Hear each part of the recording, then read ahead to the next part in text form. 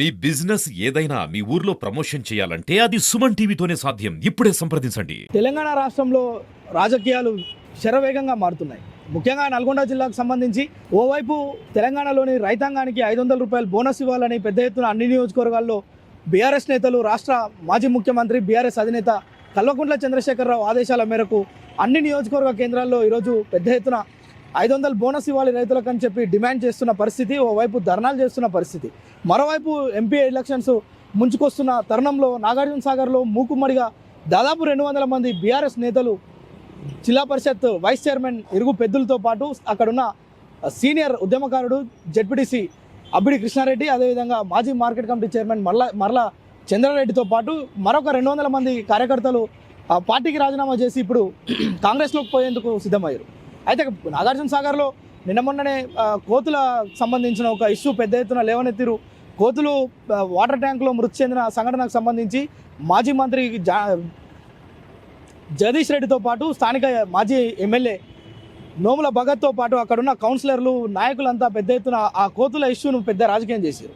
కానీ ఓవైపు కార్యకర్తలను పట్టించుకోవడంలో నోముల భగత్ విఫలమయ్యారు. ఈ పార్టీలోనే ఉంటే నోముల భగత్ ఎవరిని ఎదగనివ్వడం లేదు అని చెప్పి ఆరోపిస్తూ సీనియర్లంతా నాగార్జున సాగర్లో తెలంగాణ ఉద్యమానికి అనేక మంది సీనియర్లు అక్కడనే ఉన్నారు. ఎందుకంటే ఉద్యమ సమయంలో అక్కడ చేసిన అనేక ఉద్యమాల్లో కీలక పాత్ర పోషించిన వారిలో నాగార్జున సాగర్లోనే ఉన్నారు. సో నిన్న ఏదైతే ఈ అసెంబ్లీ ఎన్నికలు పూర్తి కాగానే అక్కడ కార్యకర్తల్లో ఉన్న అసంతృప్తి, ఏదైతే ఎన్నికల ముందే అనేక సార్లు బాహాటంగానే ఎమ్మెల్యేను విమర్శించిన పరిస్థితి అక్కడున్న నాయకులంతా, ఆ తర్వాత అసెంబ్లీ ఎన్నికల్లో బీఆర్ఎస్ పార్టీకి చెందిన అనేక మంది ఎమ్మెల్యేలు అట్టర్ ఫ్లాప్ కావడం, చాలా ఓట్ల మెజారిటీ, దాదాపు 50,000 మెజారిటీతో ఉమ్మడి నల్గొండ జిల్లాలో ఉన్న 12 స్థానాలకు గాను కేవలం సూర్యాపేట అభ్యర్థి మాజీ మంత్రి జగదీష్ రెడ్డి మాత్రమే చాలా స్వల్ప మెజారిటీతో బయటపడ్డారు. కానీ మిగతా 11 నియోజకవర్గాల్లో చూస్తే ఎక్కడ కూడా 40,000కు పైగా మెజారిటీ లేకుండా ఏ ఎమ్మెల్యే కూడా గెలవలేదు కాంగ్రెస్ పార్టీకి సంబంధించి. పూర్తిగా ఎంత వ్యతిరేకత కూడగట్టుకున్నారంటే ఈ నేపథ్యంలోనే నాగార్జున సాగర్ నియోజకవర్గంలో కూడా ఎంతో అసంతృప్తి అక్కడున్న ఎమ్మెల్యే పైన ఉండే.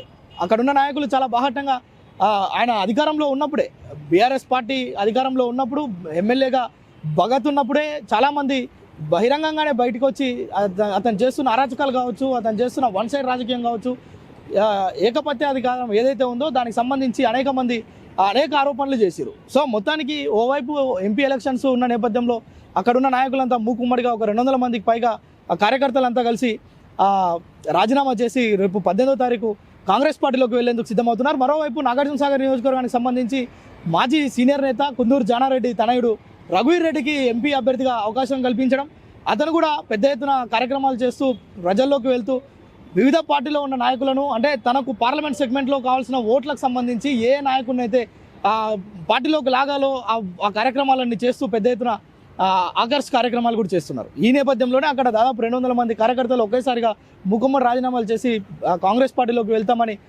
ప్రచారం చేయడం, అదేవిధంగా ప్రెస్ మీట్ పెట్టడం కొంత సంచలనంగా మారింది. మొత్తానికి చూడాలి రేపు ఎల్లుండో ఇంకా మరింతమంది రాజీనామా చేస్తారని వాళ్ళు నిన్న ప్రకటించడం జరిగింది. అయితే ఇంకా ఎవరెవరు ముందుకెళ్తారు, ఎవరెవరు రాజీనామాలు చేస్తారు, అసలు నాగార్జున సాగర్లో బీఆర్ఎస్ పార్టీ పరిస్థితి ఎట్లా పోతుందో అనేది పెద్ద ప్రశ్నార్థకంగా మారింది. దీనిపైన మరిన్ని వివరాలు తెలియాల్సి ఉంది. కెమెరామ్యాన్ సాయితో ప్రేమ్, సుమన్ టీవీ, నల్గొండ.